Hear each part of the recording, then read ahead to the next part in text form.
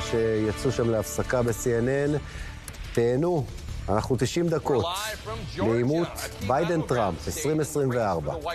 In just moments, the current U.S. president will debate the former U.S. president as their party's presumptive nominees, a first in American history.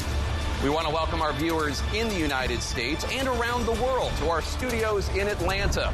This is the CNN presidential debate. This debate is being produced by CNN and is coming to you live on CNN, CNN International, CNN.com, CNN Max, and CNN Espanol. This is a pivotal moment between President Joe Biden and former President Donald Trump in their rematch for the nation's highest office. Each will make his case to the American people with just over 4 months until Election Day.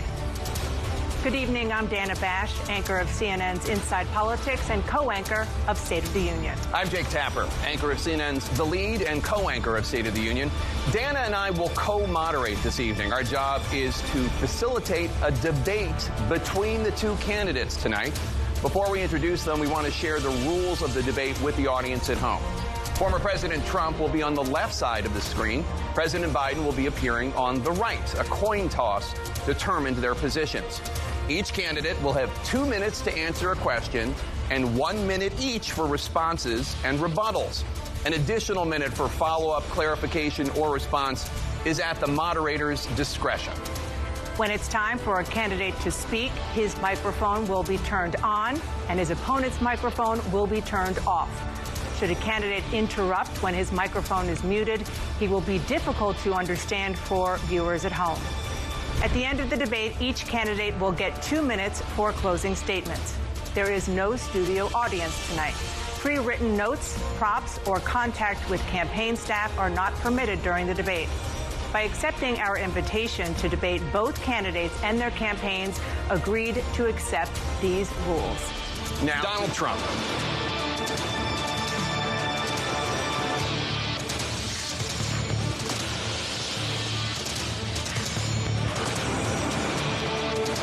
Gentlemen, thanks so much for being here. Let's begin the debate, and let's start with the issue that voters consistently say is their top concern, the economy.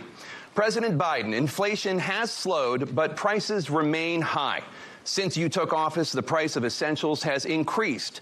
For example, a basket of groceries that cost $100 then now costs more than $120. And typical home prices have jumped more than 30%. What do you say to voters who feel they are worse off under your dollars then now costs more than $120? And typical home prices have jumped more than 30%. What do you say to voters who feel they are worse off under your presidency than they were under President Trump? We got to take a look at what I was left when I became president and what Mr. Trump left me. We had an economy that was in free fall. The pandemic was so badly handled. Many people were dying. All he said was, it's not that serious. Just inject a little bleach into your arm. You'll be all right. The economy collapsed. There were no jobs. Unemployment rate rose to 15%. It was terrible. And so what we had to do is try to put things back together again. And that's exactly what we began to do. We created 15,000 new jobs.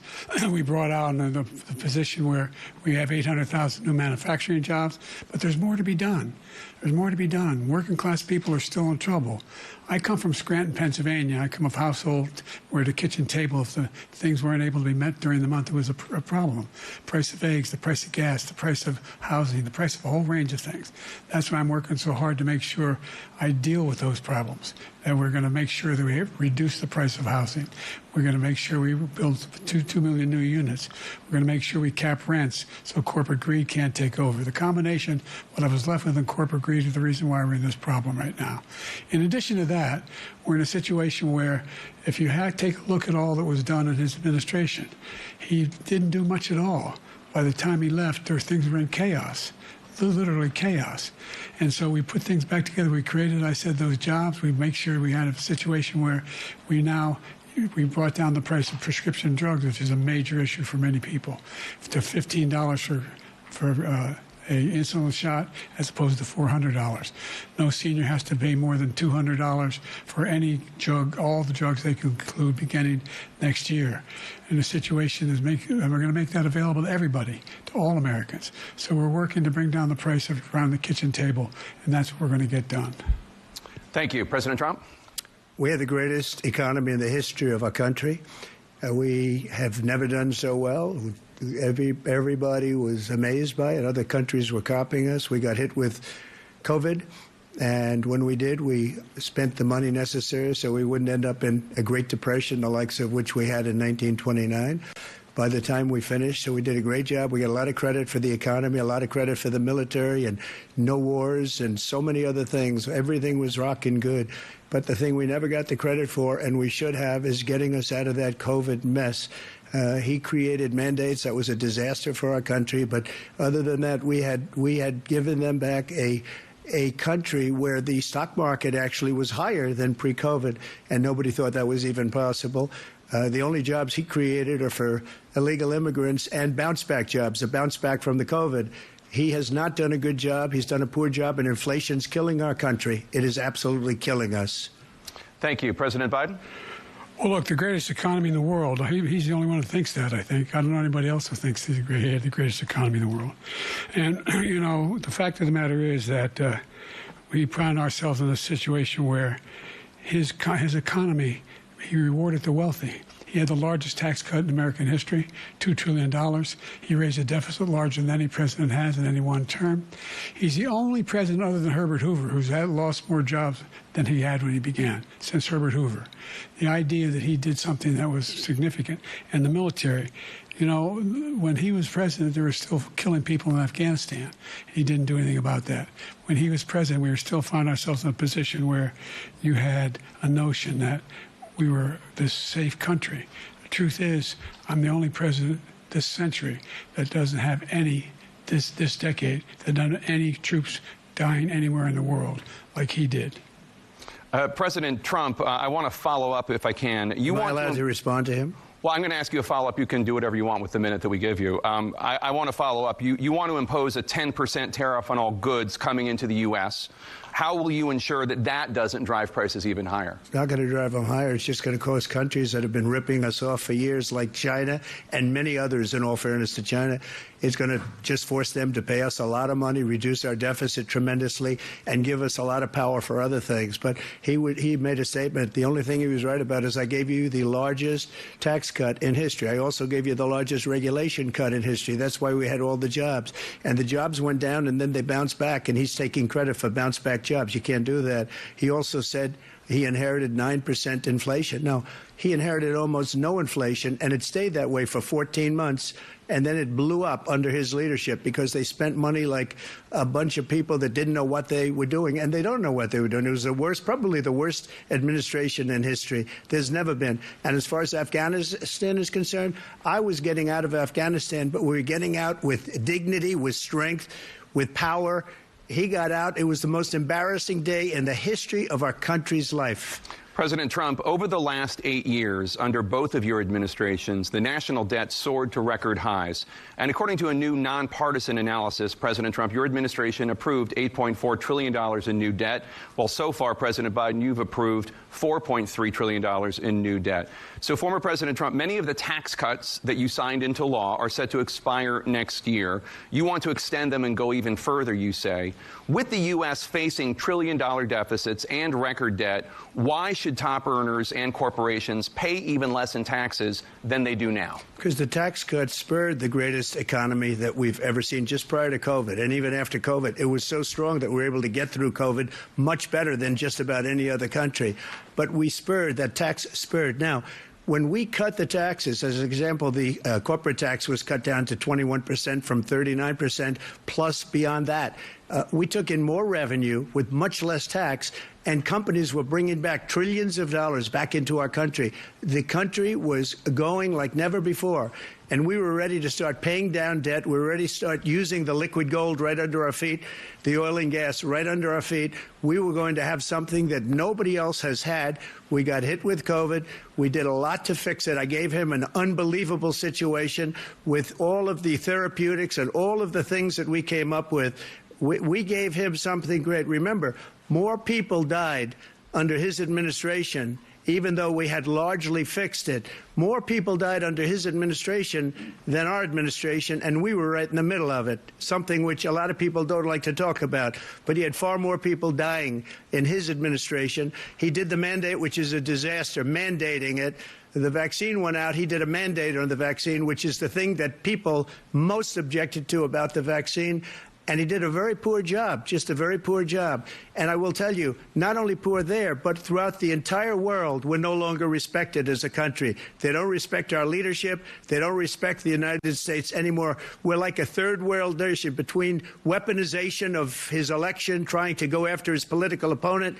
All of the things he's done, we've become like a third world nation, and it's a shame. The damage he's done to our country, and I'd love to ask him, and will, why he allowed millions of people to come in here from prisons, jails, and mental institutions to come into our country and destroy our country. President Trump, we will get to immigration later in this block. President Biden, I want to give you an opportunity to respond to this question about the national debt. He had the largest national debt of any president in a four-year period, number one. Number two, that $2 trillion tax cut benefited the very wealthy. What I'm going to do is fix the tax system. For example, we have 1,000 trillionaires in America. Billionaires in America. And what's happening? They're in a situation where they, in fact, pay 8.2% in taxes. If they just paid 24%, or 25%, either one of those numbers, they'd raise $500 billion, I should say, in a 10-year period. We'd be able to wipe out his debt. We'd be able to help make sure that all those things we need to do, child care, elder care, making sure that we continue to strengthen our health care system, making sure that we're able to make every single solitary person eligible for what I've been able to do with the COVID, with dealing with everything we have to do with, look, if we finally beat Medicare. Thank you, President Biden. President Trump? Well, he's right. He did beat Medicare. He beat it to death, and he's destroying Medicare because all of these people are coming in. They're putting them on Medicare. They're putting them on Social Security. They're going to destroy Social Security. This man is going to single-handedly destroy Social Security. These millions and millions of people coming in, they're trying to put them on Social Security. He will wipe out Social Security. He will wipe out Medicare. So he was right in the way he finished that sentence, and it's a shame. What's happened to our country in the last 4 years is not to be believed. Foreign countries, I'm friends with a lot of people, they cannot believe what happened to the United States of America. We're no longer respected. They don't like us. We give them everything they want, and they think we're stupid. They think we're very stupid people. What we're doing for other countries, and they do nothing for us. What this man has done is absolutely criminal. Thank you, President Trump. Dana? This is the first presidential election since the Supreme Court overturned Roe v. Wade. This morning, the court ruled on yet another abortion case, temporarily allowing emergency abortions to continue in Idaho, despite that state's restrictive ban. Former President Trump, you take credit for the decision to overturn Roe v. Wade, which returned the issue of abortion to the states. Correct. However, the federal government still plays a role in whether or not women have access to abortion pills. They're used in about 2/3 of all abortions. As president, would you block abortion medication? First of all, the Supreme Court just approved the abortion pill, and I agree with their decision to have done that, and I will not block it. And if you look at this whole question that you're asking, complex but not really complex. 51 years ago, you had Roe v. Wade, and everybody wanted to get it back to the states. Everybody, without exception. Democrats, Republicans, liberals, conservatives. Everybody wanted it back. Religious leaders. And what I did is I put 3 great Supreme Court justices on the court, and they happened to vote in favor of killing Roe v. Wade and moving it back to the states. This is something that everybody wanted.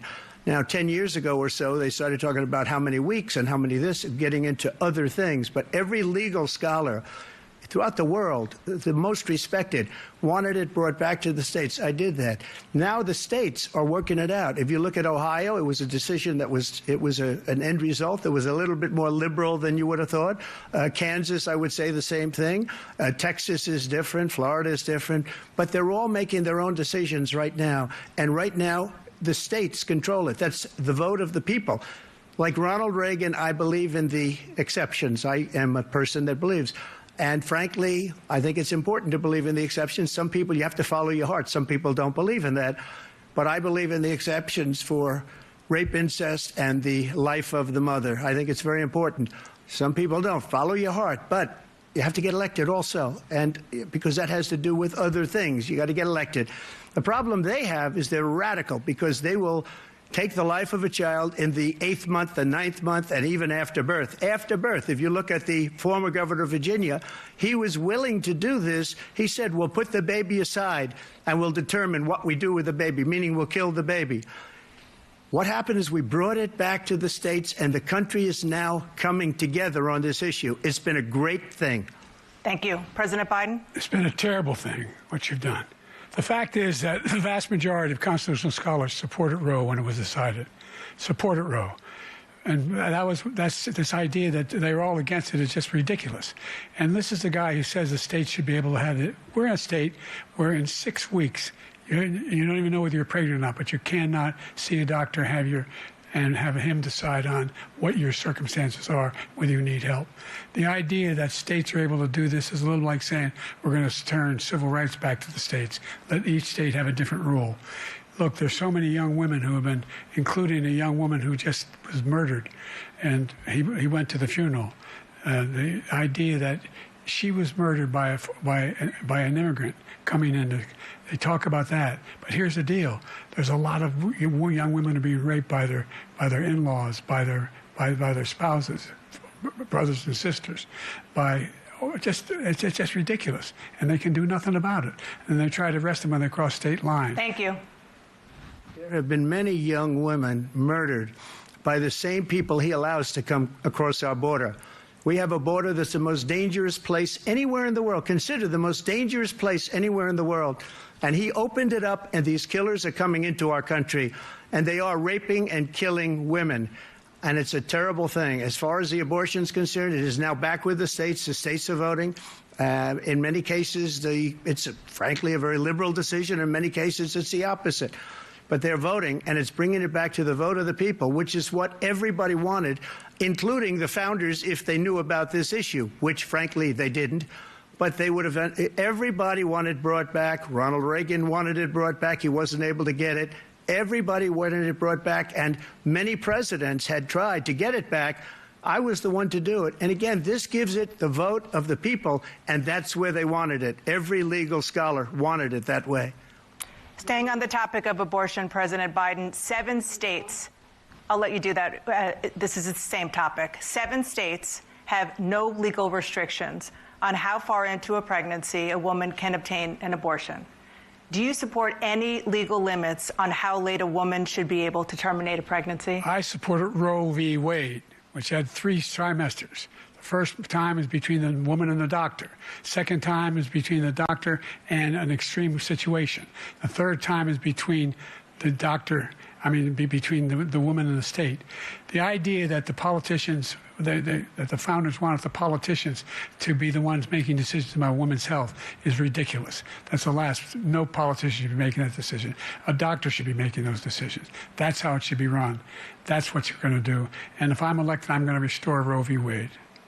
So that means he can take the life of the baby in the 9th month and even after birth, because some states, Democrat-run, take it after birth. Again, the former governor of Virginia, put the baby down, then we decide what to do with it. So he's willing to, as we say, rip the baby out of the womb in the 9th month and kill the baby.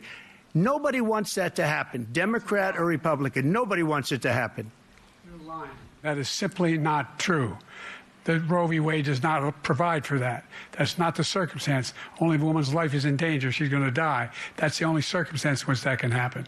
But we are not for late-term abortion, period. Period, period. Under Roe v. Wade, you have late-term abortion. You can do whatever you want, depending on the state. You can do whatever you want.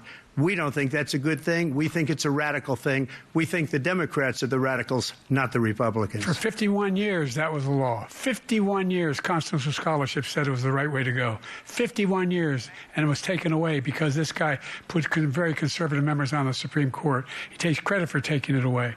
What's he going to do? What's he going to do, in fact, if the MAGA Republicans, he gets elected, and the MAGA Republicans control the Congress, and they pass a universal ban on abortion, period, across the board at 6 weeks or 7 or 8 or 10 weeks, something very, very conservative. Is he going to sign that bill? I'll veto it. He'll sign it. Thank you. Let's turn now to the issue of immigration and border security. President Biden, a record number of migrants have illegally crossed the southern border on your watch. Overwhelming border states and overburdening cities such as New York and Chicago, and in some cases causing real safety and security concerns. Given that, why should voters trust you to solve this crisis? Because we worked very hard to get a bipartisan agreement that not only changed all of that, it made sure that we are in a situation where you had no circumstance where they could come across the border with the number of border police there are now. We significantly increased the number of asylum officers. By the way, the Border Patrol endorsed my position. In addition to that, we find ourselves in a situation where when he was president, he was separating babies from their mothers, putting them in cages, making sure the families were separated. That's not the right way to go. What I've done since I've changed the law, what's happened? I've changed it in a way that now you're in a situation where there are 40% fewer people coming across the border illegally. That's better than when he left office. And I'm going to continue to move until we get the total ban on the total initiative relative to what we're going to do with more Border Patrol and more asylum officers. President Trump? I really don't know what he said at the end of that sentence. I don't think he knows what he said either. Look, we had the safest border in the history of our country. The border, all he had to do was leave it. All he had to do was leave it. He decided to open up our border, open up our country to people that are from prisons, people that are from mental institutions, insane asylum, terrorists. We have the largest number of terrorists coming into our country right now, all terrorists, all over the world, not just in South America, all over the world. They come from the Middle East, everywhere. All over the world, they're pouring in. And this guy just left it open. And he didn't need legislation because I didn't have legislation. I said, close the border. We had the safest border in history. In that final couple of months of my presidency, we had, according to Border Patrol, who is great, and by the way, who endorsed me for president, but I won't say that, but they endorsed me for president. Brandon, just speak to him. But look, we had the safest border in history. Now we have the worst border in history. There's never been anything like it. And people are dying all over the place, including the people that are coming up in caravans. Thank you, President Trump. President Biden? The only terrorist who's done anything crossing the border is one who came along and killed three, under his administration, killed an al-Qaeda person come in his administration, killed 3 American soldiers, killed 3 American soldiers. That's the only terrorist that's there. I'm not saying that no terrorist ever got through, but the idea they're emptying their prisons, we're welcoming these people, that's simply not true. There's no data to support what he said. Once again, he's exaggerating, he's lying. President Trump, staying on the topic of immigration, you've said that you're going to carry out, quote, the largest domestic deportation operation in American history, unquote.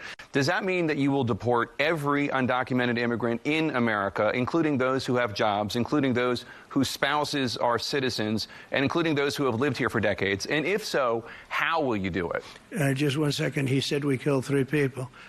The people we killed are al-Baghdadi and Soleimani, the 2 greatest terrorists, biggest terrorists anywhere in the world, and it had a huge impact on everything, not just border, on everything. He's the one that killed people with the bad water, including hundreds of thousands of people dying, and also killing our citizens when they come in. We are living right now in a rat's nest. They're killing our people in New York, in California, in every state in the union, because we don't have borders anymore. Every state is now a border. And because of his ridiculous, insane, and very stupid policies, people are coming in and they're killing our citizens at a level that we've never seen. We call it migrant crime. I call it Biden migrant crime.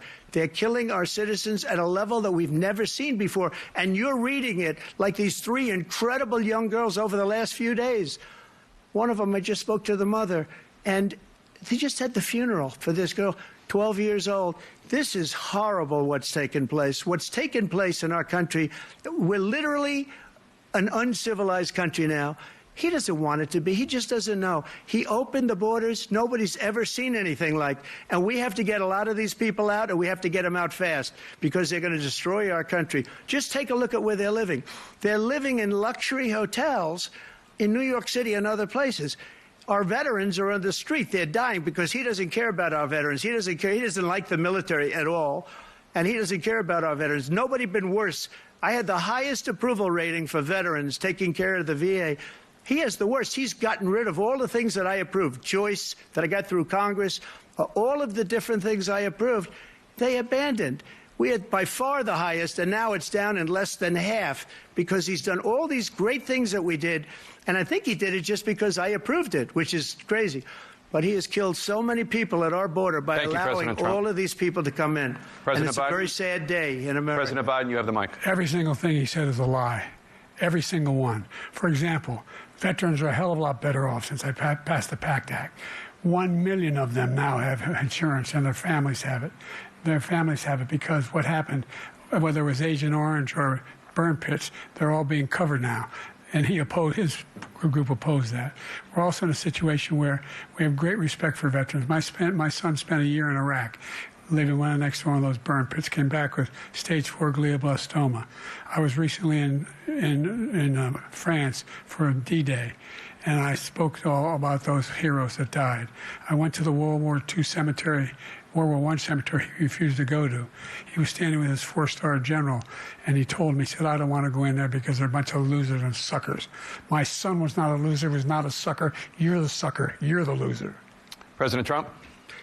First of all, that was a made-up quote, suckers and losers. They made it up. It was in a third-rate magazine that's failing, like many of these magazines.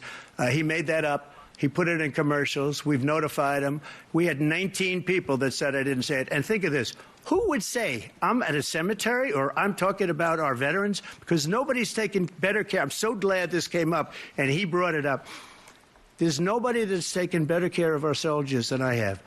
To think that I would, in front of generals and others, say suckers and losers. We have 19 people that said it was never said by me. It was made up by him, just like Russia was made up, just like the 51 intelligence agents are made up, just like the new thing with the 16 economists are talking. It's the same thing. 51 intelligence agents said that the laptop was Russia disinformation. It wasn't. That came from his son, Hunter. It wasn't Russia disinformation. He made up the suckers and losers, so he should apologize to me right now. A 4-star general standing to your side who was on your staff who said you said it, period. That's number one. And number two, the idea that I have to apologize to you for anything along the line. We've done more for veterans than any president has in American history.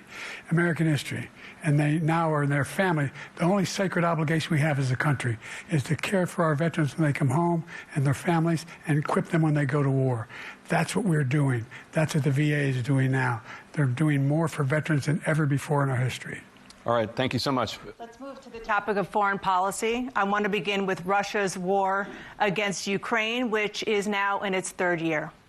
Former President Trump, Russian President Vladimir Putin says he'll only end this war if Russia keeps the Ukrainian territory it has already claimed and Ukraine abandons its bid to join NATO. Are Putin's terms acceptable to you? First of all, our veterans and our soldiers can't stand this guy.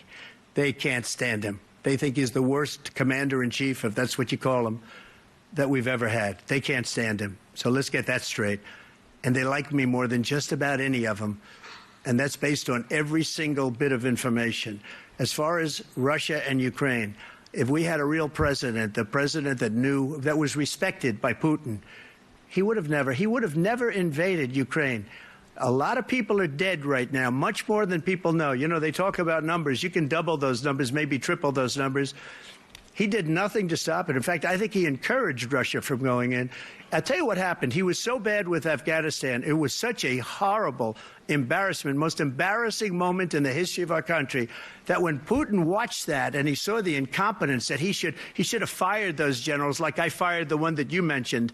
And so he's got no love lost. But he should have fired those generals. No general got fired for the most embarrassing moment in the history of our country, Afghanistan, where we left billions of dollars of equipment behind. We lost 13 beautiful soldiers, and 38 soldiers were obliterated. And by the way, we left people behind, too. We left American citizens behind. When Putin saw that, he said, you know what? I think we're going to go in and maybe take this was his dream. I talked to him about it, his dream. The difference is he never would have invaded Ukraine. Never. Just like Israel would have never been invaded in a million years by Hamas. You know why? Because Iran was broke with me. I wouldn't let anybody do business with them. They ran out of money. They were broke. They had no money for Hamas. They had no money for anything. No money for terror. That's why you had no terror at all during my administration. This place, the whole world is blowing up under him. President Biden? I've never heard so much malarkey in my whole life. Look, the fact of the matter is that we're in a situation where, let's take the last point first. Iran attacked American troops, caused brain damage for a number of these troops, and he did nothing about it. Recently, not when he was president. They attacked. He said they're just having headaches. That's all it is. He didn't do a thing when the attack took place, number one. Number two, we got over 100,000 Americans and others out of Afghanistan during that airlift.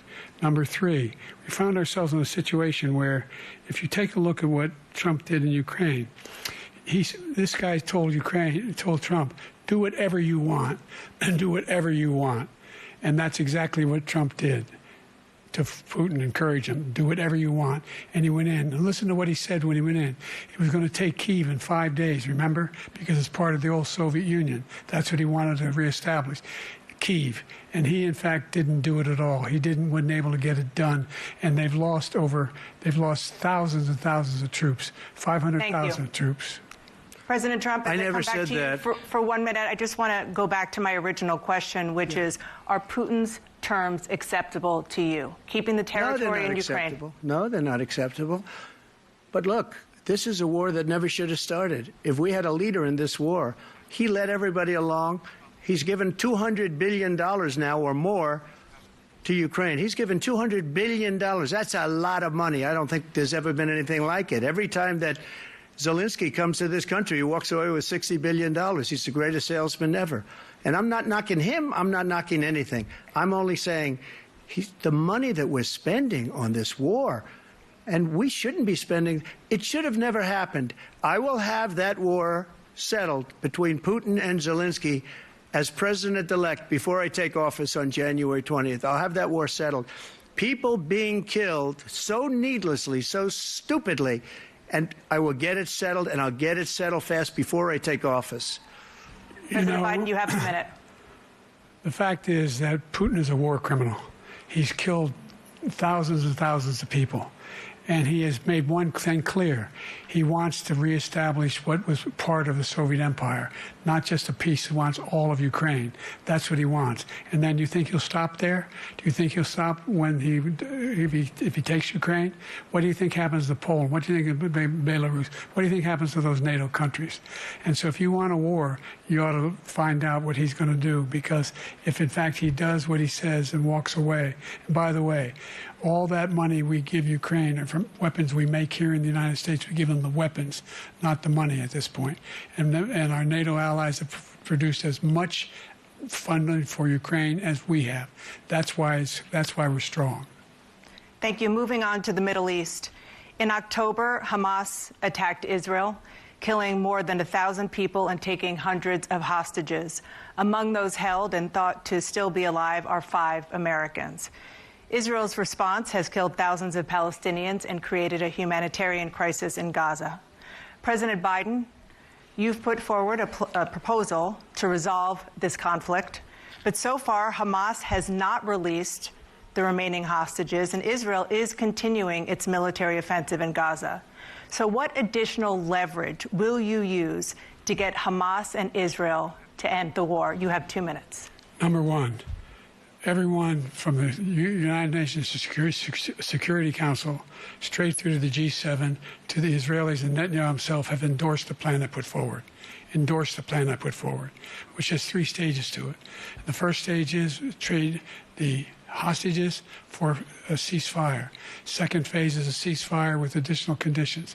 The third phase is the end of the war. The only one who wants the war to continue is Hamas, number one. They're the only ones standing out. We're still pushing hard to get them to accept. In the meantime, what's happened? In Israel, we're finding that the only thing I've denied Israel was 2,000-pound bombs. They don't work very well in populated areas. They kill a lot of innocent people. We're providing Israel with all the weapons they need and when they need them. And by the way, I'm the guy that organized the world against Iran when they had a full-blown intercontinental ballistic missile attack on Israel. No one was hurt. No one Israeli was accidentally killed, and it just stopped. We saved Israel. We are the biggest producer of support for Israel of anyone in the world. And so there are 2 different things. Hamas cannot be allowed to be continued. We continue to send our experts and our intelligence people as to how they can get Hamas like we did bin Laden. You don't have to do it. And by the way, they've been greatly weakened, Hamas, greatly weakened, and they should be. They should be eliminated. But you've got to be careful for using certain weapons among population centers. Just going back to Ukraine for 1 second. We have an ocean separating us. The European nations together have spent $100 billion or maybe more than that, less than us. Why doesn't he call them and say, you got to put up your money like I did with NATO? I got them to put up hundreds of billions of dollars. The Secretary General of NATO said Trump did the most incredible job I've ever seen. They wouldn't have any. They were going out of business. We were spending almost 100% of the money was paid by us. He didn't do that. He's getting all. You got to ask these people to put up the money. We're over $100 billion more spent, and it has a bigger impact on them because of location, because we have an ocean in between. You got to ask them. As far as Israel and Hamas, Israel's the one that wants to go. He said the only one who wants to keep going is Hamas. Actually, Israel is the one, and you should let him go and let him finish the job. He doesn't want to do it. He's become like a Palestinian, but they don't like him because he's a very bad Palestinian. He's a weak one. President Biden, you have a minute. I've never heard so much foolishness. This is a guy who wants to get out of NATO. Are you going to stay in NATO? He's going to pull out of NATO. The idea that we have, our strength lies in our alliances as well. It may be a big ocean, but were we ever able to avoid a war in Europe, a major war in Europe? What happens if, in fact, you have Putin continue to go into NATO? We have an Article 5 agreement. Attack on one is attack on all. You want to start the nuclear war he keeps talking about, go ahead. Let Putin go in and control Ukraine and then move on to Poland and other places. You see what happens then. He has no idea what the hell he's talking about. And by the way, I got 50 other nations around the world to support Ukraine, including Japan and South Korea, because they understand that this kind of dislocation has a serious threat to the whole world peace. No major war in Europe has ever been able to be contained just to Europe. President Trump, just to follow up, would you support the creation of an independent Palestinian state in order to achieve peace in the region? I'd have to see, but before we do that, the problem we have is that we spend all the money. So they kill us on trade. I made great trade deals with the European nations because if you add them up, they're about the same size economically. Their economy is about the same size as the United States. And they were no cars, they don't want anything that we have, but we're supposed to take their cars, their food, their everything, their agriculture. I changed that. But the big thing I changed is they don't want to pay. And the only reason that he can play games with NATO is because I got them to put up hundreds of billions of dollars. I said, and he's right about this, I said, no, I'm not going to support NATO if you don't pay. They asked me that question, would you guard us against Russia at a very secret meeting of the 28 states at that time, nations at that time. And I said, no, if you don't pay, I won't do that. And you know what happened? Billions and billions of dollars came flowing in the next day and the next months. But now we're in the same position. We're paying everybody's bills. Let's turn to the issue of democracy. Former President Trump, I want to ask you about January 6, 2021. After you rallied your supporters that day, some of them stormed the Capitol to stop the constitutionally mandated counting of electoral votes. As president, you swore an oath to, quote, preserve, protect, and defend, unquote, the Constitution. What do you say to voters who believe that you violated that oath through your actions and inaction on January 6th and worry that you'll do it again? Well, I don't think too many believe that. And let me tell you about January 6th. On January 6th, we had a great border. Nobody coming through, very few. On January 6th, we were energy independent. On January 6th, we had the lowest taxes ever. We had the lowest regulations ever. On January 6th, we were respected all over the world. All over the world, we were respected. And then he comes in, and we're now laughed at. We're like a bunch of stupid people. What happened to the United States' reputation under this man's leadership is horrible, including weaponization, which I'm sure at some point you'll be talking about, where he goes after his political opponent because he can't beat him fair and square. You have 80 seconds left. My question was, what do you say to those voters who believe that you violated your constitutional oath through your actions and inaction on January 6, 2021, and worry that you'll do it again? Well, I didn't say that to anybody. I said peacefully and patriotically. And Nancy Pelosi, if you just watched the news from 2 days ago, on tape to her daughter, who's a documentary filmmaker, they say, but she's saying, oh, no, it's my responsibility. I was responsible for this. Because I offered her 10,000 soldiers or National Guard, and she turned them down. And the mayor in writing, by the way, the mayor, in writing, turned it down, the mayor of D.C. They turned it down. I offered 10,000 because I could see, I had virtually nothing to do. They asked me to go make a speech. I could see what was happening. Everybody was saying they're going to be there on January 6th. They're going to be there. And I said, you know what? There's a lot of people coming. You could feel it. You could feel it, too, and you could feel it. And I said, they ought to have some National Guard or whatever. And I offered it to her. And she now admits that she turned it down. And it was the same day she was, I don't know, she can't be very happy with her daughter because it made her into a liar. She said, I take full responsibility for January 6th. President Biden? Look, he encouraged those folks to go up on Capitol Hill, number one. I sat in the dining room off the Oval Office. He sat there for 3 hours watching, begging, being begged by his vice president and a number of his colleagues on the Republican side as well to do something, to call for a stop, to end it. Instead, they talked about these people being patriots and great patrons of America. In fact, he says he'll now forgive them for what they've done. They've been convicted. He says he wants to commute their sentences and say that no. But he went to every single court in the nation. I don't know how many cases, scores of cases, including the Supreme Court. And they said, no, this guy is responsible for doing what was done. He didn't do a damn thing. And these people should be in jail. And they should be the ones who are being held accountable. And he wants to let them all out. And now he says if he loses again, such a whiner that he is, that it could be a bloodbath. Thank you, President Biden. President Trump? What they've done to some people that are so innocent, you ought to be ashamed of yourself. What you have done, how you've destroyed the lives of so many people. When they ripped down Portland, when they ripped down many other cities, you go to Minnesota, Minneapolis, what they've done there, with the fires all over the city. If I didn't bring in the National Guard, that city would have been destroyed. When you look at all of they took over big chunks of Seattle. I was all set to bring in the National Guard. They heard that, they saw them coming, and they left immediately. What he said about this whole subject is so off. Peacefully patriotic. One other thing.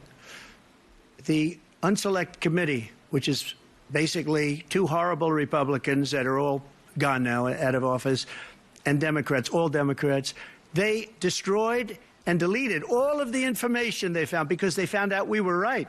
We were right. And they deleted and destroyed all of the information. They should go to jail for that. If a Republican did that, they'd go to jail. Thank you, President Trump. President Biden, I want to give you a minute. The only person on this stage is a convicted felon is the man I'm looking at right now. And the fact of the matter is, what he's telling you is simply not true. The fact is that there was no effort on his part to to stop what was going on up in Capitol Hill. And all those people, every one of those who were convicted, deserves to be convicted. The idea that they didn't kill somebody, just went in and broke down doors, broke the windows, occupied offices, turned over desks, turned them over statues. The idea that those people are patriots? Come on. When I asked him the first two debates we had, the debates we had first time around, I said, will you denounce the Proud Boys? He said, no, I'll tell them to stand by. The idea he's refusing, will you denounce these guys? Will you denounce the people we're talking about now? Will you denounce the people who attacked that Capitol? What are you going to do? I'm going to give you a minute, President Trump, for a follow-up question I have. After a jury convicted you of 34 felonies last month, you said if reelected, you would, quote, have every right to go after, unquote, your political opponents. You just talked about members of the Select Committee on January 6th going to jail. Your main political opponent is standing on stage with you tonight. Can you clarify exactly what it means about you feeling you have every right to go after your political opponents? Well, I said my retribution is going to be success. We're going to make this country successful again, because right now it's a failing nation. My retribution is going to be success. But when he talks about a convicted felon, his son is a convicted felon at a very high level. His son is convicted, going to be convicted probably numerous other times. Should have been convicted before, but his Justice Department let the statute of limitations lapse on the most important things. But he could be a convicted felon as soon as he gets out of office. Joe could be a convicted felon with all of the things that he's done. He's done horrible things. All of the death caused at the border, telling the Ukrainian people that we're going to want $1 billion or you change the prosecutor. Otherwise, you're not getting $1 billion. If I ever said that, that's quid pro quo. That we're not going to do anything. We're not going to give you $1 billion unless you change your prosecutor having to do with the son. This man is a criminal. This man, you're lucky. You're lucky. I did nothing wrong. We'd have a system that was rigged and disgusting. I did nothing wrong. Thank you, President Trump. President Biden, you have said, I'm coming right to you, sir. Well, you want to respond? Go ahead. I'll give you a minute to respond. The idea that I did anything wrong relative to what you're talking about is outrageous. It's simply a lie, number one. Number two, the idea that you have a right to seek retribution against any American just because you're president is wrong. It's simply wrong. No president's ever spoken like that before. No president in our history has spoken like that before. Number three, the crimes that you are still charged with, and think of all the civil penalties you have. How many billions of dollars do you owe in civil penalties for molesting a woman in public, for doing a whole range of things, of having sex with a porn star on the night while your wife was pregnant? I mean, what are you talking about? You have the morals of an alley cat. Give you a minute, sir. I didn't have sex with a porn star, number one. Number two, that was a case that was started and moved. They moved a high-ranking official at DOJ into the Manhattan DA's office to start that case. That case is going to be appealed and won. We had a very terrible judge, a horrible judge, Democrat. The prosecutor were all high-ranking Democrats, appointed people, and both the civil and the criminal. He basically went after his political opponent because he thought it was going to damage me. But when the public found out about these cases, because they understand it better than he does, he has no idea what these cases are. But when they found out about these cases, you know what they did? My poll numbers went up, way up. You know that because you're reporting it. And we took in more money in the last 2 weeks than we've ever taken in the history of any campaign. I don't think any campaign has ever taken. Hundreds of millions of dollars came pouring in because the public knows it's a scam and it's a guy that's after his political opponent because he can't win fair and square. Thank you, President Trump. President Biden, you have said, quote, Donald Trump and his MAGA Republicans are determined to destroy American democracy. Do you believe that the tens of millions of Americans who are likely to vote for President Trump will be voting against American democracy? The more they know about what he's done, yes. The more they know about what he's done. And there's a lot more coming. He's got a lot of cases down the road coming around. He's got a whole range of issues he has to face. I don't know what the juries will do, but I do know he has a real problem. And so the fact that, could you ever think you heard any president say that I'm going to seek retribution? Do you ever hear any president say that I thought Hitler had some good ideas? What got me involved to run in the first place after my son had died, I decided in Iraq, because of Iraq, I said I wasn't going to run again until I saw what happened in Charlottesville, Virginia. People coming out of the woods carrying swastikas on torches, and singing the same anti-Semitic bile they sang when back in Germany. And the young woman got killed. I spoke to the mother, and they asked him. They said, "What do you think of those people? The people the ones who got killed, the one who tried to stop it, and the ones," he said, "I think they're fine people on both sides." What American president would ever say Nazis coming out of fields carrying torches, singing the same anti-Semitic bile, carrying swastikas were fine people? And this is a guy who says Hitler's done some good things. I'd like to know what they are. The good things Hitler's done, that's what he said. This guy has no sense of American democracy. President Trump. Jake, both of you know that story has been totally wiped out because when you see the sentence, it said 100% exoneration on this. So he just keeps it going. He says he ran because of Charlottesville. He didn't run because of Charlottesville. He ran because it was his last chance. He's not equipped to be president. You know it, and I know it. It's ridiculous. We have a debate. We're trying to justify his presidency.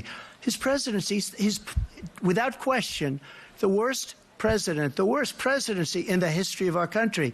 We shouldn't be having a debate about it. There's nothing to debate. He made up the Charlottesville story, and you'll see it's debunked all over the place. Every reasonable anchor has debunked it. And just the other day it came out where it was fully debunked. It's a nonsense story. He knows that, and he didn't run because of Charlottesville. He used that as an excuse to run. President Biden. And debunked. It happened. All you have to do is listen to what was said at the time. And the idea that somehow that's the only reason I ran. I ran because I was worried a guy like this guy could get elected. If he thought they were good people coming out of that forest, carrying those woods, carrying those torches, then he didn't deserve to be president. Didn't deserve to be president at all. And the idea that he's talking about all this being fabricated, we saw with our own eyes. We saw what happened on January 6th. We saw the people breaking through the windows. We saw people occupying his own vice president. Look, there's a reason why 40 of his 44 top cabinet officers refused to endorse him this time. His vice president hasn't endorsed him this time. So why? Why? They know him well. They serve with him. Why are they not endorsing him? Thank you, President Biden. We're going to be right back with more from the CNN presidential debate.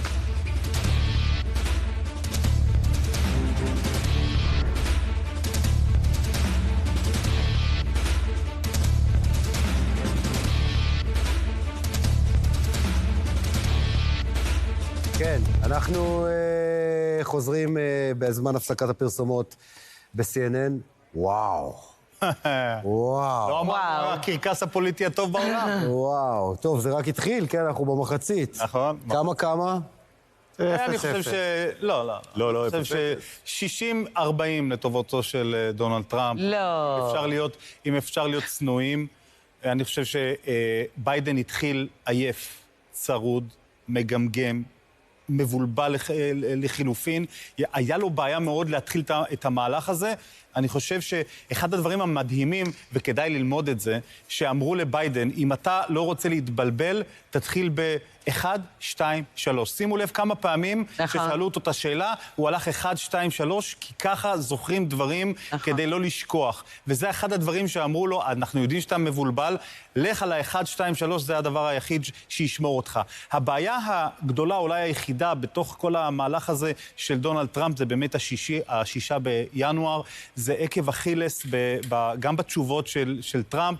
בהתחלה הוא דווקא ענה ישירות ונכון, אחרי זה הוא קצת נכנס למאבק, והיה צריך לשלוף את הבן של ביידן לתוך הזירה הזאת, נכון? שם היו כבר כללות העניין הזה שאם היינו משדרים את זה לא בחי, אפשר היה לעשות את הפיפסים הידועים שעושים בעולם. אבל בואו, לפני שנמשיך לנתח את זה, יש לנו את הרגע, אני חושב שרץ בכל הרשתות, בכל העולם, אותן 15 שניות פשוט מדהימות, שאני חושב שבצוות ביידן כל כך חששו מהן. לא בטוח שראינו את הכל בעניין הזה. בואו נראה את הקטע הזה לפני שנמשיך לדבר. הנה. Making sure that we're able to make every single solitary person eligible for what I've been able to do with the COVID, with dealing with everything we have to do with, look, if we finally beat Medicare. כן, לא נעים לראות את זה, האמת. לא, זה לא נעים, אבל זה לא הופתענו. זאת אומרת, ידענו שזה יגיע, השאלה באיזה נושא וכמה זה יהיה חמור. שאלה, אנחנו באמת במחצית. אני חושב שההתחלה של ביידן להניע תהליכים אצלו, גם מנטלית במוח ואחרי זה לדיבור, הם קשים, ולדעתי המחצית דווקא תפגע בו. זאת אומרת, לחזור חזרה לתוך תהליך כזה, יהיה לו עוד פעם קשה להניע. הוא התחיל רע מאוד ביידן, מאוד מאוד רע. אגב, הוא נראה זוועה. נראה זוועה, אם מסתכלים עליו גם בזמן שטראמפ מדבר. לא, כי הוא פשוט איש מאוד מבוגר, זה דבר מאוד מאוד קשה. והוא נראה זוועה, הוא התחיל רע לקראת החצי השני, כשזה הגיע יותר לאלמנט שלו, מבחינת הנושאים, 6 בינואר, התיק הפלילי של טראמפ, והדברים האחרים שדיברו שם לקראת סוף שם הוא השתפר. החלק הראשון, היה נראה שהוא מתמלא טיפה יותר באנרגיה, יותר יוצא להתקפה, יותר מכניס את טראמפ למגננה, ולכן אני חושב שאפשר לחלק את החלק הראשון לשני חלקים. חלק הראשון שאני חושב היה קטסטרופה לביידן, גם בחלקים שהוא לא התבלבל, הדיבור שלו אובר מהיר, לא תמיד מובן עד הסוף. בחלק השני הוא היה נראה יותר טוב, יותר מלא אנרגיה, אבל אני אדם שטחי, אז מבחינה ויזואלית, יש לביידן בעיה, הוא לא נראה טוב. תראה. רגע, חזרו? כבר? אוקיי, נחזור עוד מעט. You both faced in your first terms, and you'd certainly face again in a second term. President Biden, while black unemployment dropped to a record low under your presidency, black families still earn far less than white families. Black mothers are still 3 times more likely to die from pregnancy-related causes, and black Americans are imprisoned at 5 times the rate of white Americans. What do you say to black voters who are disappointed that you haven't made more progress? They acknowledge they made a lot of progress, number one.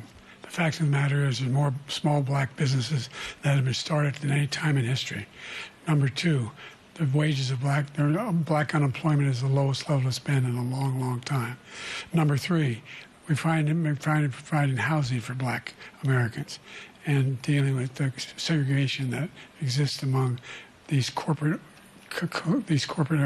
that collude to keep people out of their houses. And in addition to that, we find that the impact on the choice that black families have to make relative to child care is incredibly difficult. When we did the first major piece of legislation in the past, I was able to reduce black child care costs. I cut them in half.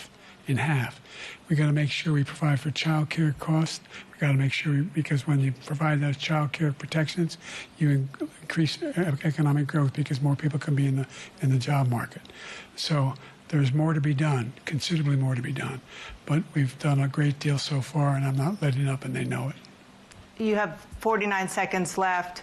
What do you say to black voters who are disappointed with the progress so far? I say I don't blame them for being disappointed. Inflation is still hurting them badly. For example, I provided for the idea that any black family, first-time home buyer, should get a $10,000 tax credit to be able to buy their first home so they can get started.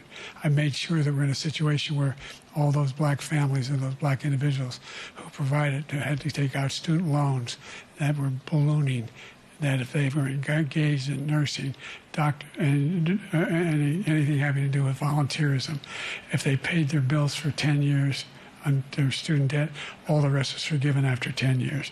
Millions have benefited from that. And we're going to do a whole lot more for black families. Thank you, President Trump. And he caused the inflation. He's blaming inflation, and he's right, it's been very bad. He caused the inflation, and it's killing black families and Hispanic families and just about everybody. It's killing people. They can't buy groceries anymore. They can't. You look at the cost of food where it's doubled and tripled and quadrupled. They can't live. They're not living anymore. He caused this inflation. I gave him a country with essentially no inflation. It was perfect. It was so good. All he had to do is leave it alone. He destroyed it with his Green New Scam and all this money that's being thrown out the window. He caused inflation. As sure as you're sitting there, the fact is that his big kill on the black people is the millions of people that he's allowed to come in through the border. They're taking black jobs now, and it could be 18, it could be 19, and even 20 million people. They're taking black jobs, and they're taking Hispanic jobs, and you haven't seen it yet, but you're going to see something that's going to be the worst in our history. Thank you. President Biden? There was no inflation when I became president. You know why? The economy was flat on its back. 15% unemployment. He decimated the economy, absolutely decimated the economy. That's why there was no inflation at the time. There were no jobs. We provided thousands of millions of jobs for individuals who are in all communities, including minority communities. We made sure that they have health insurance. We have covered, the ACA has increased. I made sure that they're $8,000 per person in a family to get written off for the health care. But this guy wants to eliminate that. They tried 50 times. He wants to get rid of the ACA again. And they're going to try again if they win. You find ourselves in a position where the idea that we're not doing anything. We put more police on the street than any administration has. He wants to cut the cops. We're providing for equity and making sure people have a shot to make it.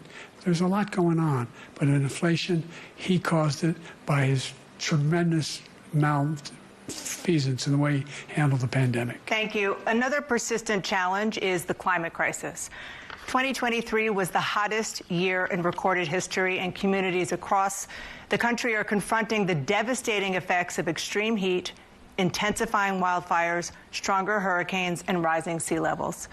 Former President Trump, you've vowed to end your opponent's climate initiatives, but will you take any action as president to slow the climate crisis? Well, let me just go back to what he said about the police, how close the police are to him. Almost every police group in the nation from every state is supporting Donald J. Trump. Almost every police group.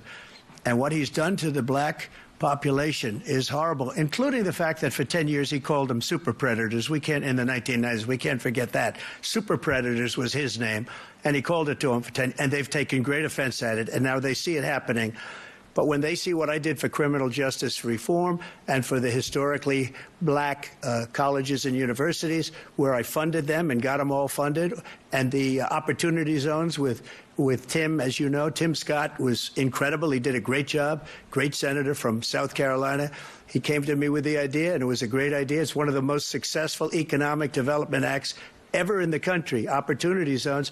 And the biggest beneficiary are blacks. And that's why we have the best numbers with them in maybe ever. They're saying ever. I read this morning where ever, the best numbers.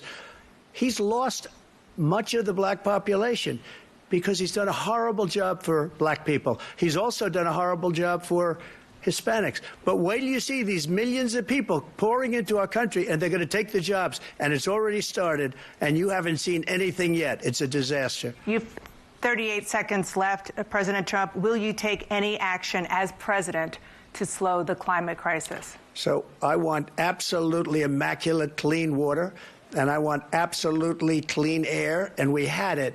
We had H2O. We had the best numbers ever, and we were using all forms of energy, all forms, everything. And yet, during my 4 years, I had the best environmental numbers ever. And my top environmental people gave me that statistic just before I walked on the stage, actually. I don't know where the hell he's been.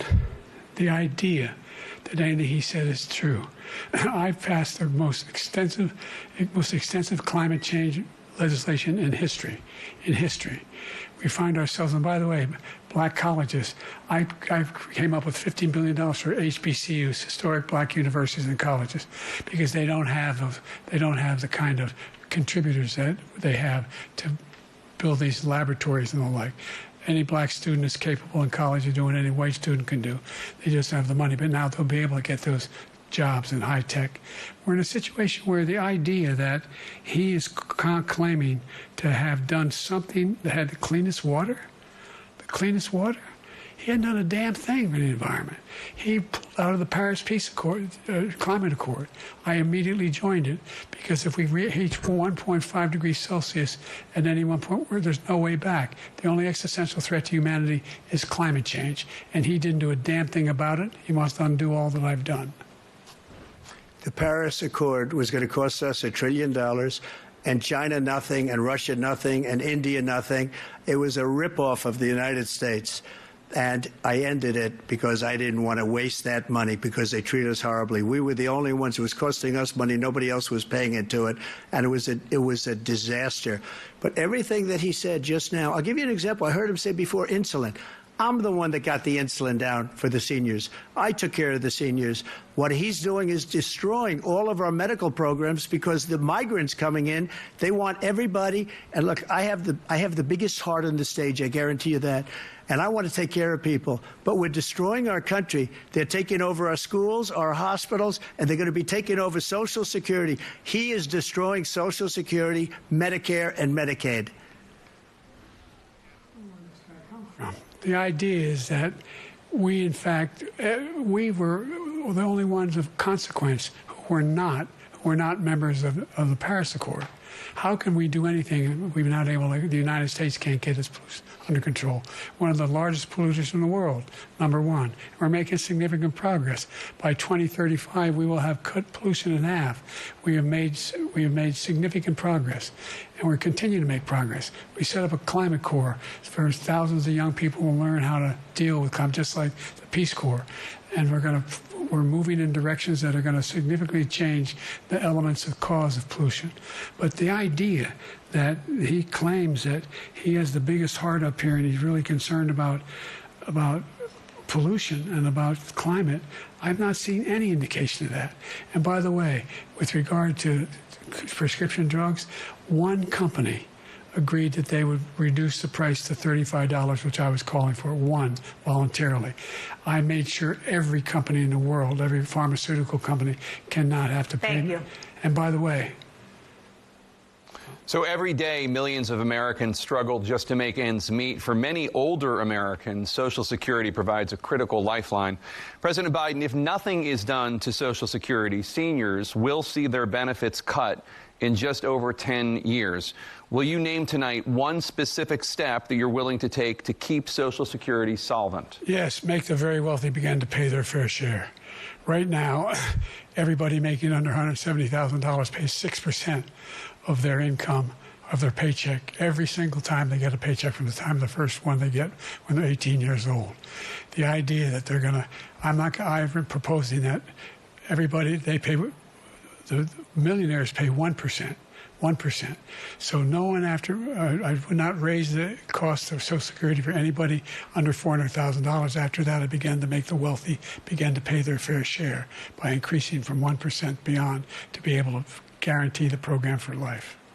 So you still have 82 seconds left. Are there any other measures that you think that would be able to help keep Social Security solvent, or is that one enough? Well, no, that one enough will keep it solvent. But the biggest thing I'll do if we defeat this man, because he wants to get rid of Social Security.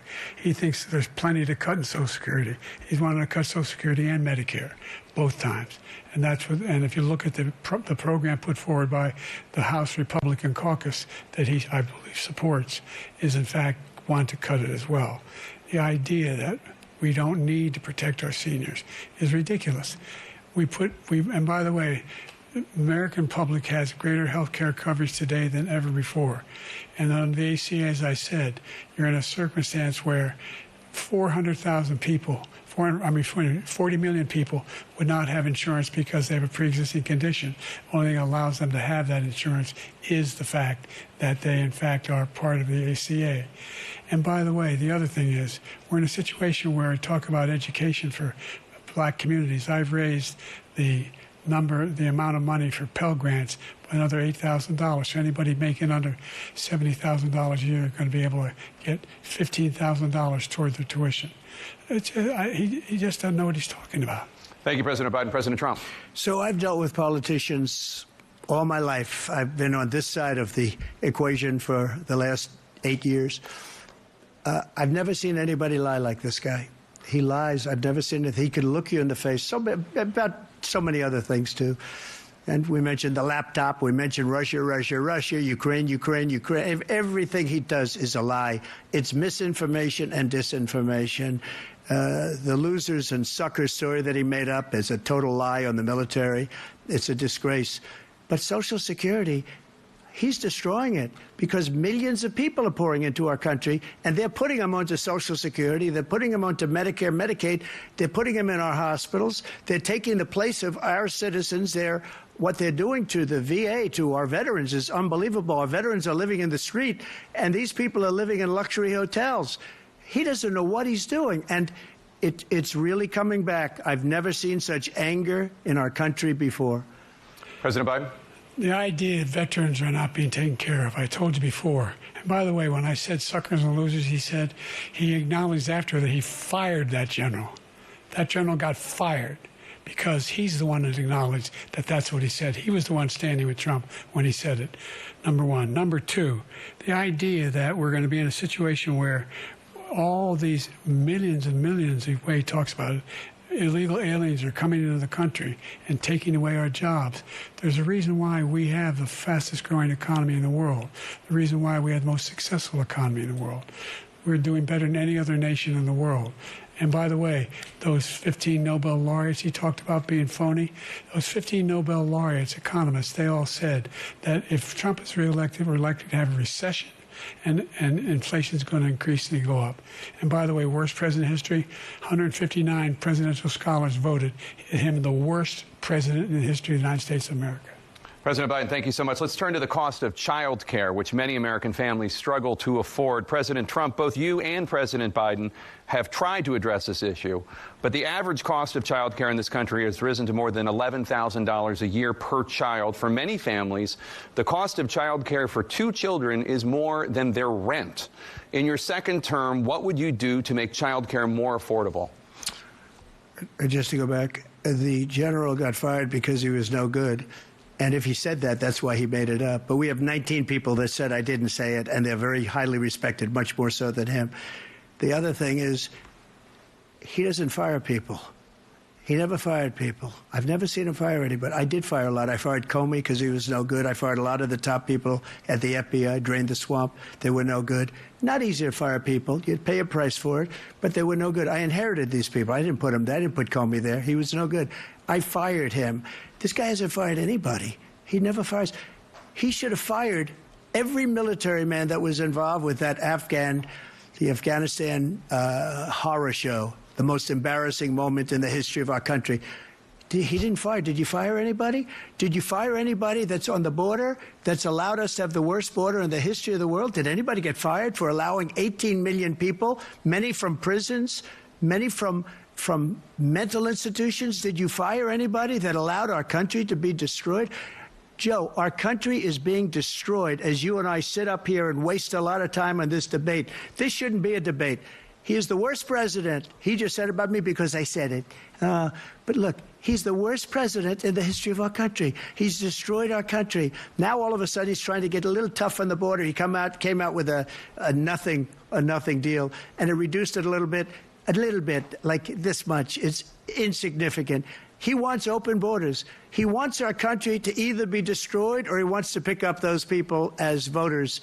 And I don't think we just can't let it happen. If he wins this election, our country doesn't have a chance, not even a chance, of coming out of this rut. We probably won't have a country left anymore. That's how bad it is. He is the worst in history by far. Thank you, President Trump. President Biden? We're the most admired country in the world. We're the United States of America. There's nothing beyond our capacity. We have the finest military in the history of the world, the finest in the history of the world. No one thinks we're weak. No one wants to screw around with us. Nobody, number one. Number two, the idea that we're talking about worst presidents. I wasn't joking. Look it up or go online. 159 or 58, don't hold me the exact number, presidential historians, they've had meetings and they voted who's the worst president in American history. One through best to worst. They said he was the worst in all of American history. That's a fact. That's not conjecture. He can argue they're wrong, but that's what they voted. The idea that he is doing anything to deal with child care, he did virtually nothing to child care. We should significantly increase the child care tax credit. We should significantly increase the availability of women and men or single parents to be able to go back to work. and we should encourage businesses to have. Thank you, President Biden. President Trump, the question was about what would you do to make child care more affordable, if you want to take your minute. Just so you understand, we have polling, we have other things that they rate him the worst because what he's done is so bad. And they rate me, I'll show you, I will show you, and they rate me one of the best, okay? And if I'm given another 4 years, I will be the best. I think I'll be the best. Nobody's ever created an economy like us. Nobody ever cut taxes like us. He's the only one I know. He wants to raise your taxes by 4 times. He wants to raise everybody's taxes by 4 times. He wants the Trump tax cuts to expire. So everybody, including the two of you, are going to pay 4 to 5 times. Nobody ever heard of this before. All my life, I'd grow up and I'd see politicians talking about cutting taxes. When we cut taxes, as I said, we did more business. Apple and all these companies, they were bringing money back into our country. The worst president in history by far, and everybody knows it. President Biden? Look, the fact of the matter is that he's dead wrong about, he's increased the tariff, he will increase the taxes on middle-class people. I said I'd never raise a tax on anybody making less than $400,000. I didn't. But this tariff is 10% tariffs. Everything coming into the country, you know what the economists say? That's going to cost the average American $2,500 a year more because they're going to have to pay the difference in food and all the things that are very important. Number two, he's in a situation where he talks about how he has not raised, he's somehow helped the middle class. The middle class have been devastated by you. Now you want a new tax cut of $5 trillion over the next 10 years, which is going to fundamentally bankrupt the country. You had the largest deficit of any president in American history, number one. Number two, you have not, in fact, made any contact, any progress with China. We are the lowest trade deficit with China since 2010. Thank you, President Biden. You lost. Thank you, President Biden. Let's discuss an epidemic impacting millions of Americans that both of you have made a top priority in your first term, the opioid crisis. And for both of you, the number of overdose deaths in this country has gone up. Under your term, it went up. Under your term, it has gone up. Former President Trump, despite the efforts that both of you have made, more than 100,000 Americans are dying from overdoses every year, primarily from fentanyl and other opioids. What will you do to help Americans right now in the throes of addiction who are struggling to get the treatment they need? To finish up, we now have the largest deficit in the history of our country under this guy. We have the largest deficit with China. He gets paid by China. He's a Manchurian candidate. He gets money from China. So I think he's afraid to deal with them or something. But do you notice he never took out my tariffs because we bring in so much money with the tariffs that I imposed on China. He never took them away. He can't because it's too much money. It's tremendous. And we saved our steel industries, and there was more to come, but he hasn't done that.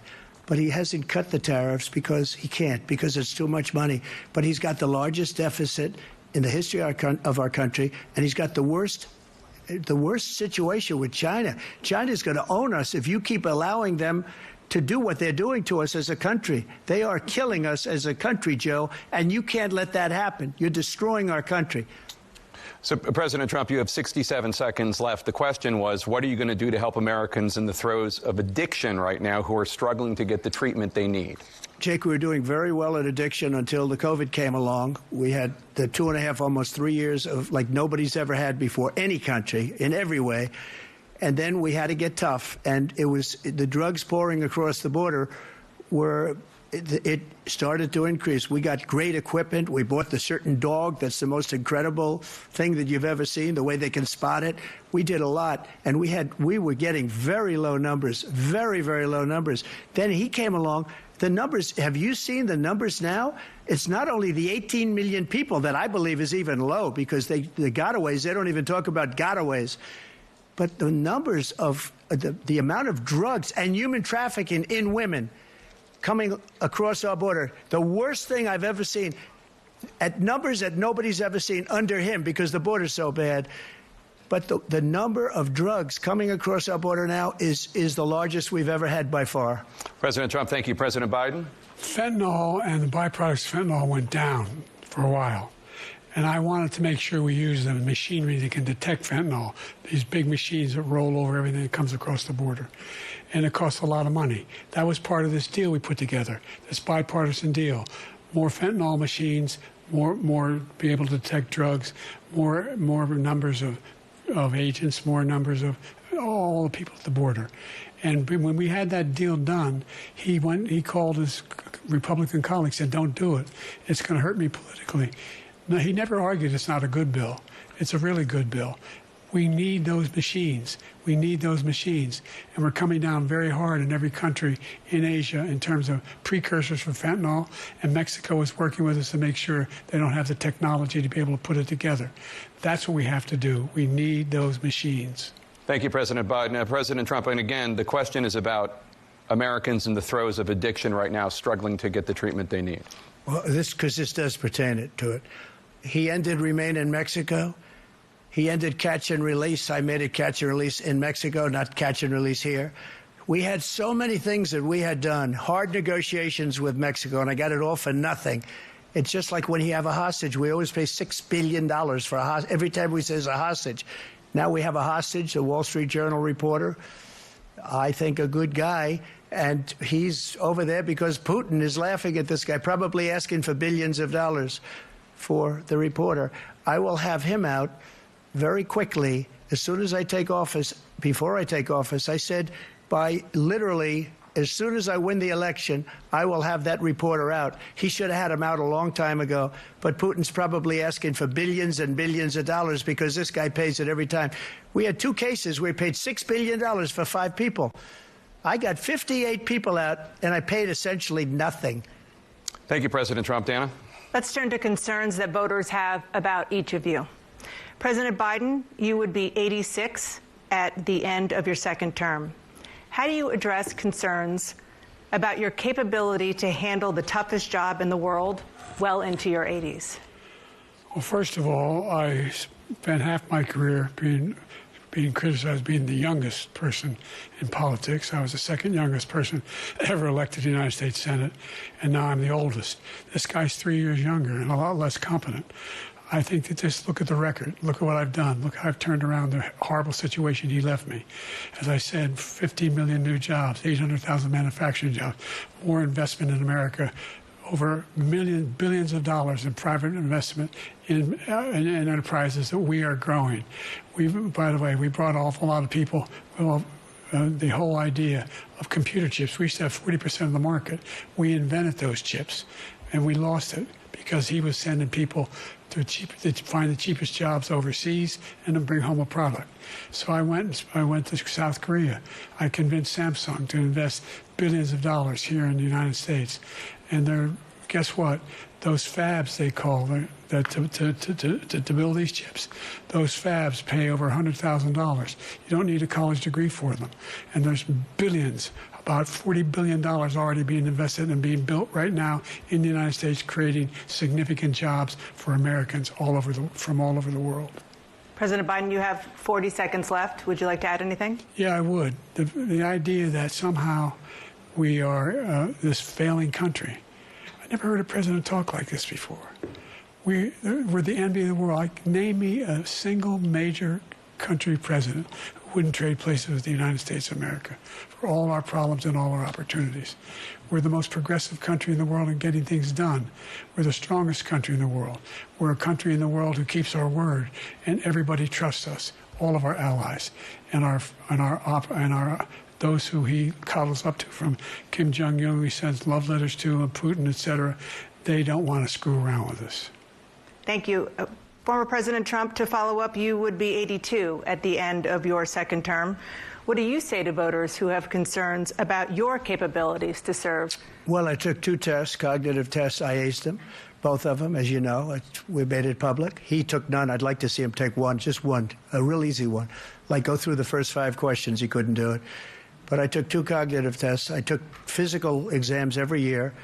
And, you know, we knock on wood wherever we may have wood, that I'm in very good health. I just won 2 club championships, not even senior, 2 regular club championships. To do that, you have to be quite smart, and you have to be able to hit the ball a long way, and I do it. He doesn't do it. He can't hit a ball 50 yards. He challenged me to a golf match. He can't hit a ball 50 yards. I think I'm in very good shape. I feel that I'm as in good a shape as I was 25, 30 years ago. Actually, I'm probably a little bit lighter, but I'm in as good a shape as I was years ago. I feel very good. I feel the same. But I was willing to take a cognitive test. And you know what? If I didn't do well, I aced them. Dr. Ronnie Jackson, who's a great guy when he was White House doctor. And then I took another one, a similar one. And one of them said they've never seen anybody ace him. Thank you. President Biden? You can see he is 6'5" and only 223 pounds, or 235 pounds. Never said he was 6'4". Well, you said 6'4", 200. Well, anyway, that's what you're. Anyway, just take a look at what he says he is, and take a look at what he is. Look, I'd be happy to have a driving contest with him. The reason I got my handicap, which when I was vice president, down to a 6. But by the way, I told you before, I'm happy to play golf with you if you carry your own bag. Think you can do it? That's the biggest lie that he's a 6 handicap of all. I was an 8 handicap. Yeah. 8. Never. But I have, you know how many? I've seen you swing. I know you swing. Okay, let's not act like children. President Trump, we're going to turn Let's not act like children. to a specific concern that voters have about you. Will you pledge tonight that once all legal challenges have been exhausted, that you will accept the results of this election, regardless of who wins, and you will say right now that political violence in any form is unacceptable? Well, I shouldn't have to say that, but of course I believe that. It's totally unacceptable. And if you would see my statements that I made on Twitter at the time, and also my statement that I made in the Rose Garden, you would say it's one of the strongest statements you've ever seen. In addition to the speech I made in front of, I believe, the largest crowd I've ever spoken to, and I will tell you, nobody ever talks about that. They talk about a relatively small number of people that went to the Capitol, and in many cases were ushered in by the police. And as Nancy Pelosi said, it was her responsibility, not mine. She said that loud and clear. But the answer is, if the election is fair, free, and I want that more than anybody. And I'll tell you something. I wish he was a great president, because I wouldn't be here right now. I'd be at one of my many places enjoying myself. I wouldn't be under indictment because I wouldn't have been his political opponent, because he indicted me because I was his opponent. I wish he was a great president. I would rather have that. I wouldn't be here. I don't mind being here. But the only reason I'm here is he's so bad as a president that I'm going to make America great again. We're going to make America great again. We're a failing nation right now. We're a seriously failing nation. And we're a failing nation because of him. His policies are so bad. His military policies are insane. They're insane. These are wars that will never end with him. He will drive us into World War III, and we're closer to World War III than anybody can imagine. We are very, very close to World War III, and he's driving us there. And Kim Jong-un and President Xi of China, Kim Jong-un of North Korea, all of these, Putin, they don't respect him. They don't fear him. They have nothing going with this gentleman, and he's going to drive us into World War III. You want a World War III, let him follow and win, and let Putin say, do what you want, NATO. Just do what you want. There's a thing called Article 5. An attack on one is an attack on all, and required response. The idea, I can't think of a single major leader in the world who wouldn't trade places with the job I've done and what they've done. Because we are a powerful nation. We have wonderful people. It's because of the people, not me. It's because of the American people. They're capable of anything, and they step up when they're needed. And right now, we're needed. We're needed to protect the world because our own safety is at stake. And again, you want to have a war, just let Putin go ahead and take Kyiv, make sure they move on, see what happens in Poland, Hungary, and other places along that border. Then you have a war. President Trump, as I come back to you for a follow-up, the question was, will you accept the results of this election, regardless of who wins?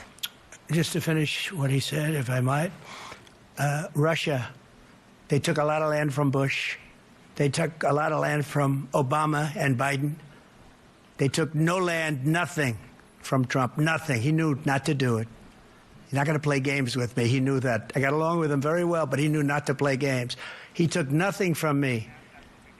But now he's going to take the whole thing from this man right here. That's a war that should have never started. It would have never started, ever, with me. and he's going to take Ukraine. And, you know, you asked me a question before, would you do this? He's got us in such a bad position right now with Ukraine and Russia, because Ukraine's not winning that war. He said, I will never settle until such time. They're running out of people. They're running out of soldiers. They've lost so many people. It's so sad. They've lost so many people, and they've lost those gorgeous cities with the golden domes that are 1,000 years old, all because of him and stupid decisions. Russia would have never attacked if I were president. Trump, the question was, will you accept the results of the election, regardless of who wins? Yes or no, please. If it's a fair and legal and good election, absolutely. I would have much rather accepted these, but the fraud and everything else was ridiculous. And if you want, we'll have a news conference on it in a week, or we'll have another one of these in a week. But I will absolutely, there's nothing I'd rather do. It would be much easier for me to do that than I'm running again. I wasn't really going to run until I saw the horrible job he did. He's destroying our country. I would be very happy to be someplace else, in a nice location someplace. And again, no indictments, no political opponent stuff, because it's the only way he thinks he can win. But unfortunately, it's driven up my numbers and driven them up to a very high level, because the people understand it. Well, let's see what your numbers are when this election is over. Let's see. You're a whiner. When you lost the first time, you continued, you appealed and appealed to courts all across the country. Not one single court in America said any of your claims had any merit, state or local, none. But you continue to provoke this lie about somehow there's all this misrepresentation, all this stealing. There is no evidence of that at all. And I tell you what, I doubt whether you'll accept it, because you're such a whiner. The idea, if you lose again, you accepting anything, you can't stand the loss. Something snapped in you when you lost the last time. We'll be right back with more from the CNN presidential debate, live from Georgia.